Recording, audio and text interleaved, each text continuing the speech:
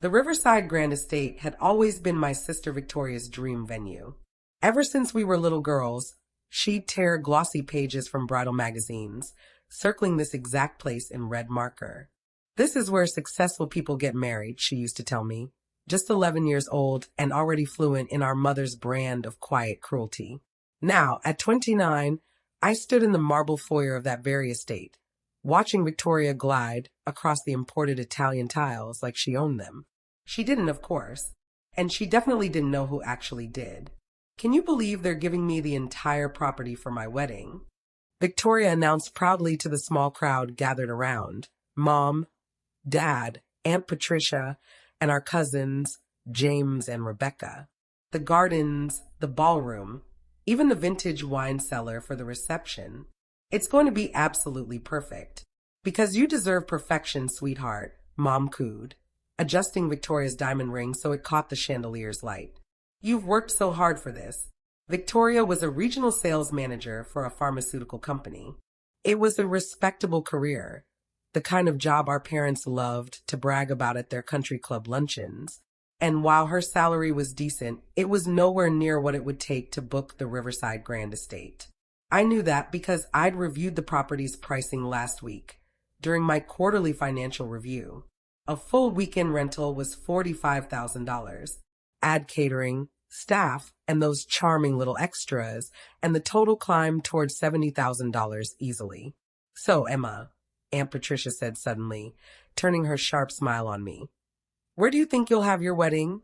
Once you finally find someone, of course. I'm not engaged, I replied simply.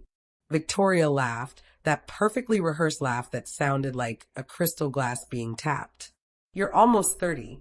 Most women your age are already married with kids. Different timelines for different people, I said, keeping my tone even. Different expectations, too, Dad added without looking up from his phone. Some people aim for elegance, others for practicality. That was the story of my life. Victoria, the golden child. Me, the quiet, practical one. She was everything our parents admired. Charming, ambitious, image-conscious. And I was the one they overlooked. The catering alone will cost around $18,000, Victoria went on, scrolling through her phone. But James said he'd help with some of the expenses. Didn't you, James? James shifted awkwardly. He owned a small but successful real estate firm and was used to being the family's financial safety net. Of course, he said. Family helps family. Some family, Victoria added pointedly, her eyes flicking toward me. The kind who actually contribute something. I didn't react. I'd learned that silence was the best defense. Let them underestimate me. It always worked in my favor. Emma, maybe you can help with the wedding favors, Mom suggested. You know, something small within your budget. I can do that, I said. Perfect. Victoria clapped her manicured hands together. I was thinking custom French soaps from that boutique in the city. They're only $40 each, and I'll need about $200. I did the math quickly. That's $8,000 for soap. Victoria sighed. Well, that's probably outside your price range. Never mind. You probably shop at discount stores, don't you? Sometimes, I said. How sad, Aunt Patricia murmured. Before I could respond, a young woman approached, tablet in hand, efficient and polite. Miss Blackwood, she said to Victoria, I just need to confirm some details about your event. Of course, Victoria replied, instantly switching to her sugary customer service tone. I want everything to be absolutely perfect. Certainly. You've chosen the rose garden for the ceremony, correct? Yes, with the white arbor. It's still available. It is, the coordinator replied, but we do have another wedding the day before, so setup will need to begin early Saturday morning. How early? Victoria asked sharply. Around 6 a.m. Victoria's face hardened. That's unacceptable. I'm paying a premium for this venue. I expect better service. I saw the coordinator's professional smile flicker. She wasn't used to this kind of entitled tone. I understand, Miss Blackwood. I'll see what we can do. Don't see what you can do, Victoria interrupted. Just make it happen. That's literally your job. Victoria, I said quietly. She's just trying to help. My sister spun toward me. Please, when have you ever managed anything more complicated? than cleaning an apartment. This is a real event, Emma. The kind of place someone like you could never afford. Never afford, I repeated softly. Don't even think about booking here, she continued. Not for your wedding, not for anything. This place is for successful people. People who've actually accomplished something. Victoria, Mom chided lightly, though she didn't disagree. She placed a gentle hand on my arm and said sweetly, know your place, dear. There's nothing wrong with having a smaller, more appropriate wedding when your time comes. I nodded. I'd heard worse. Then came the silence, the kind they enjoyed, the kind that said we reminded her who she is, until the coordinator spoke again. Excuse me, Miss Blackwood, she said to Victoria. Before we proceed, I just need to confirm something with. She turned to me. Ma'am, where should we transfer your sister's security deposit? The room froze. Victoria blinked. What deposit? The coordinator hesitated. It's standard policy to check with the property owner before processing family bookings. I'm sorry, what? Victoria's voice dropped to a whisper. The coordinator's eyes widened slightly as she realized what she'd just revealed. I apologize, Miss Blackwood, she stammered. But it was too late. Victoria turned toward me, her face pale. You own this place? I smiled softly. I thought you preferred venues for successful people. I assumed you knew, Sarah said, her voice low but steady. Your sister owns the Riverside Grand Estate. She's owned it for the past 3 years. The elegant marble foyer went completely still. The chatter of the staff, the echo of footsteps gone. Even the chandeliers seemed to hum in silence. Victoria blinked. That's ridiculous, she said finally, her laugh brittle. Emma works at some property management firm. She can barely. I don't work at one, I interrupted quietly. I own one. Sterling Property Group. We handle 43 luxury properties across the state. This is one of them.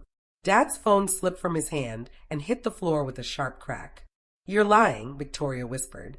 The deed is public record, I said evenly. I bought this estate in 2021 for $2.3 million. It's valued at about $3.1 million now. Sarah, ever the professional, tapped on her iPad and nodded. That's correct. Miss Emma Blackwood, sole owner of Sterling Property Group, LLC. She also owns. Stop, Mom said sharply. Just stop. But Sarah continued, her tone calm. The Riverside Grand Estate, the Harborview Event Center, the Metropolitan Hotel downtown, and the Oakwood Country Club. A soft gasp came from Aunt Patricia. The Oakwood? That's our club. Yes, ma'am, Sarah said. Miss Blackwood purchased it last year. I watched their expressions shift. Disbelief, confusion, and finally dawning realization. Dad's face had gone pale. You own our country club. I own several, I replied gently. The Oakwood is just one. Victoria looked at me as if seeing a stranger. So when I booked this venue, you submitted a standard booking request, I said. Sarah's team processed it. I saw your name, but I didn't interfere. You seem happy about it. You let me book my own wedding at your property without saying anything. You've always liked believing I wasn't doing much with my life, I said. I didn't see a reason to correct you. Mom's voice trembled. How could you even afford any of this? I started 7 years ago, I said simply. Bought a small commercial space with the money I'd saved. Renovated it, rented it out, reinvested the profit. Then another property. Then another. I built the company slowly, carefully. Rebecca shook her head. 7 years. You've been doing this for 7 years, and you never told us. Why would I? I asked softly. Every holiday, every family dinner, all I ever heard was how practical I was. The one without ambition. It was easier to let you believe that. James was already on his phone. Sterling Property Group, he read aloud. Privately held real estate firm. Estimated portfolio value of, he stopped mid-sentence. Holy, Emma. Language, Mom said automatically. Dad cleared his throat. How much? The portfolio's worth around $47 million, I said. Give or take, depending on the market. Victoria sank into one of the antique chairs. $47 million. It's not all cash, I added. Most of it's tied up in property. Our liquid capital is about $8 million. Sarah hesitated. Ma'am, about the deposit. Process it normally, I told her. Standard family discount, 20% off the venue fee. No, Victoria said sharply. I don't want your charity. It's not charity, I replied calmly. It's our listed family rate. Employees use it too. You have a family rate? Mom murmured weakly. Of course. It's only fair. Victoria looked at me, her expression breaking apart. So if we just treated you with a little basic respect. Probably, I said quietly. Though to be fair, you never asked. Aunt Patricia straightened suddenly. The Oakwood Club dues are due next month. They are, I said. And since you own it, you could cancel our membership? I tilted my head. Technically, yes. But only for cause, misconduct, rule violations, harassment of staff. Standard policy. The message landed. My family had spent years sneering at servers, valets, and hotel staff. And now, one of those staff families owned their favorite playgrounds. Dad tried a different tone, soft, almost pleading. Sweetheart, there's been a misunderstanding. Has there? I asked mildly. We never meant to imply you weren't successful. We're proud of you. Truly, we just didn't realize. That I was rich? I finished. That does change things, doesn't it? That's not fair, Mom protested. Isn't it? I said. 5 minutes ago, Victoria told me I wasn't successful enough to even book this place. Now you want to talk about pride and misunderstandings. Across the room, Sarah kept her eyes glued to her screen, trying to disappear. The wedding, Victoria blurted. I can't have my wedding here. It'd be too weird. Why? I asked softly. It's still the same ballroom. The same rose garden you've dreamed about since we were kids. My ownership doesn't change any of that. She shook her head slowly. Everyone would know. The marble foyer of the Riverside Grand felt like something out of a fairy tale. Towering chandeliers, polished Italian floors, and enough elegance to make anyone feel small. Especially my sister, Victoria. She turned to me, her expression tight. Everyone's going to know that my little sister owns this place. That I needed your property for my perfect wedding. Only if you tell them, I said calmly. I wasn't planning to. Her hands trembled slightly. How long have you been hiding this? Letting us think you were just average? I've never been nobody, I said quietly. I just wasn't what you wanted me to be. My phone buzzed. A message from Marcus, my business partner. Marcus, deal closed on the Westbrook property. Congrats. You now own a $12 million historic inn. I slipped my phone away. I need to go. Sarah, handle Victoria's booking like any other. Family discount, standard schedule. Dad spoke up then. Emma, wait. We should talk about this. Should we? I asked. Because we've had 29 years to talk, and this is the first time you've cared what I actually do. That's not fair, Mom said. 3 Christmases ago, I reminded them, you asked if I was still working at that little management job. Last Thanksgiving, you suggested I apply to be Victoria's secretary so I could finally be around success. And 2 weeks ago, when I mentioned buying a new car, Aunt Patricia laughed and asked if I meant a used Honda. Aunt Patricia flushed.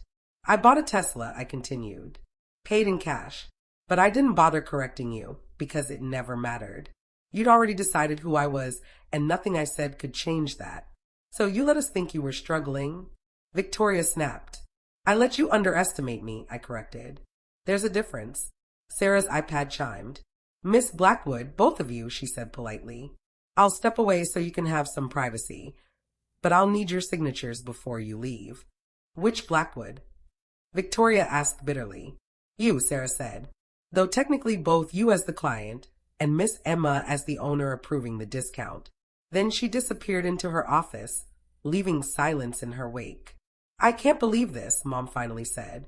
All this time, you own this place, and you never told us? Would you have believed me? I asked softly.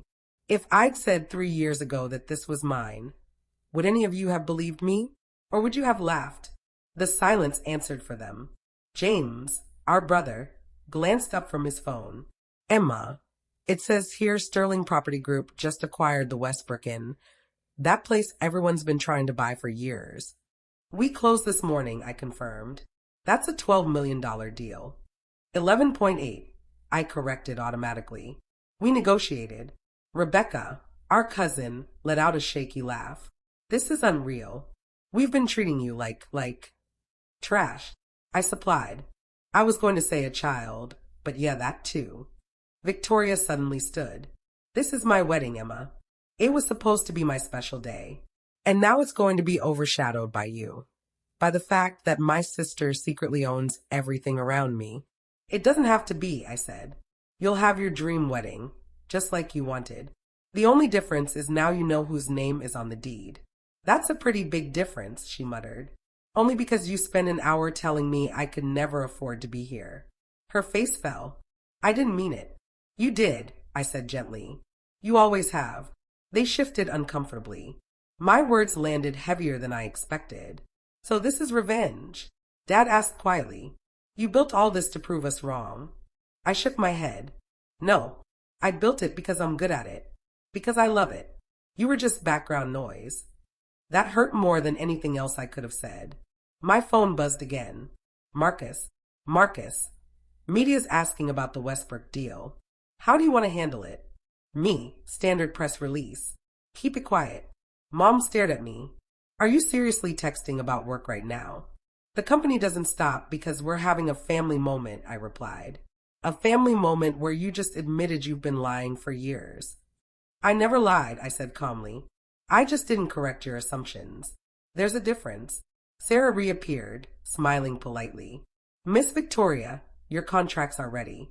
Miss Emma, I'll need your authorization for the family discount.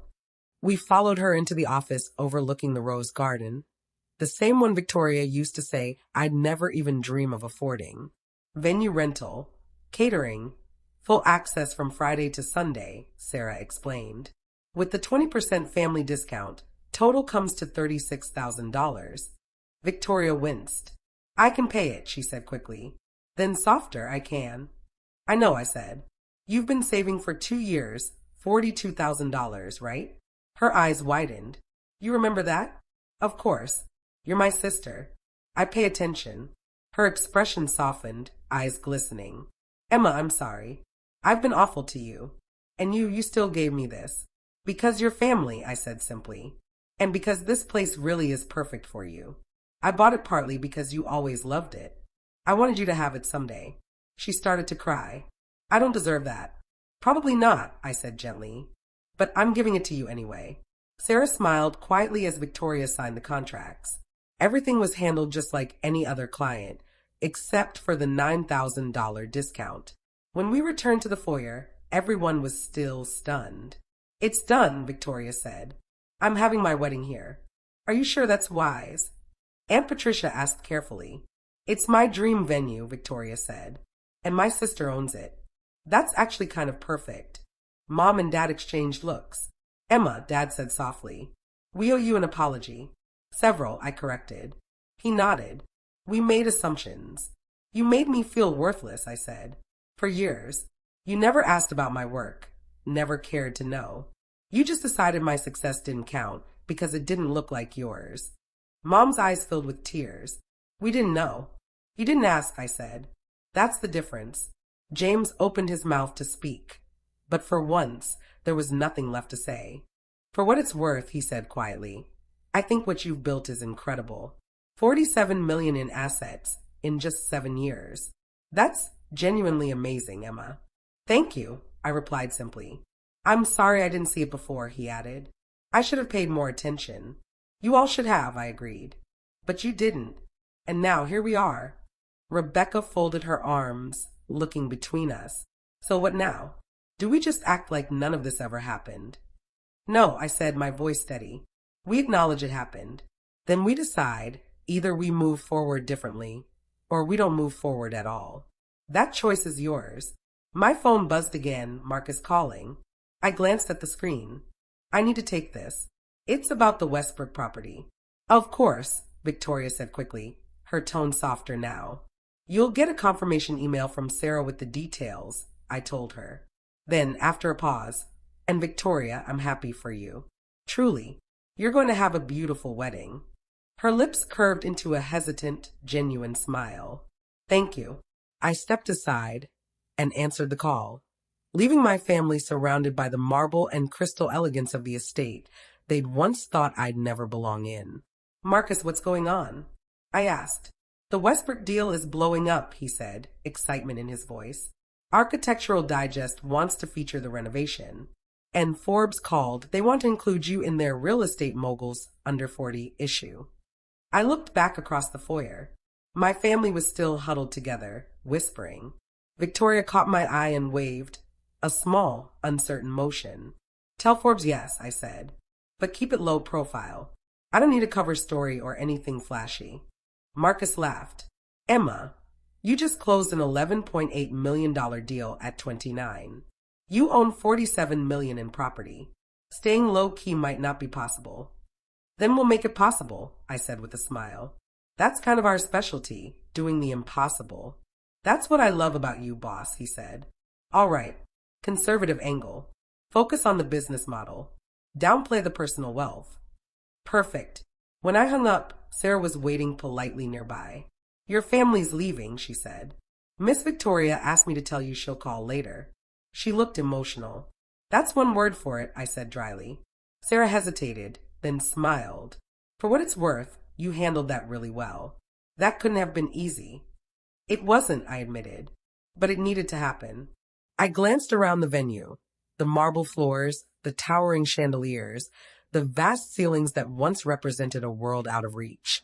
Thanks for staying professional through all that. She smiled. That's literally my job. But I'll be honest, this was the most dramatic client meeting I've ever witnessed. Let's hope it stays that way, I said. My phone buzzed again. A message from Victoria. I really am sorry. Thank you for not canceling my booking. And congratulations on everything you've built. I should have said that years ago. I typed back, better late than never. See you at dinner Sunday. Her reply came almost instantly. Yes, Emma. And I'll make sure everyone knows the venue is yours. You deserve that credit. I smiled and slipped my phone into my pocket. Through the floor-to-ceiling windows, the rose garden shimmered under the afternoon light. The white arbor Victoria had chosen for her vows was already standing. Elegant, timeless. It was a stunning property, one of my favorites. And now, finally, my family knew I was the one who owned it. Miss Blackwood, Sarah said carefully. I hate to interrupt, but there's another tour scheduled in 15 minutes. A couple interested in hosting their company's 50th anniversary gala. They specifically asked to meet the owner. I checked my watch, an hour before my next call. All right, I said. Set it up. I'll stay. Thank you, Miss Blackwood. Sarah, I said with a small smile, call me Emma. Miss Blackwood makes me sound like my mother. She grinned. Will do, Emma. I sank into one of the velvet chairs, pulling up the Westbrook renovation blueprints Marcus had sent. Rows of numbers and outlines of walls, foundations, design details, tangible proof of what I'd built, piece by piece. Then my phone lit up again, Mom. I let it ring. Some conversations need time. Some truths need space.